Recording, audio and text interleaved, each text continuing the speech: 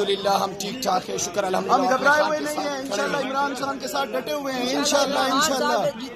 नाज़रीन, इमरान खान ने भी क्या खूब किस्मत पाई है कि उसके दीवाने टाइगर सपोर्टर हर जगह पाए जाते हैं और उसकी एक कॉल पर जान तक कुर्बान करने को तैयार हैं। आपको ऐसी ही एक नायाब वीडियो दिखाने लगी है कि इमरान खान के लिए डट जाने वाले ये इमरान खान के टाइगर्स जब 26 नवंबर के बाद गिरफ्तार हुए तो किस तरह इन पर बर्बरियत, यजीदियत और जुल्मत की गई, लेकिन इसके बावजूद इनके मुंह से ये अल्फाज निकलते पाए गए कि इमरान खान के लिए जान देंगे, इमरान खान जिंदाबाद।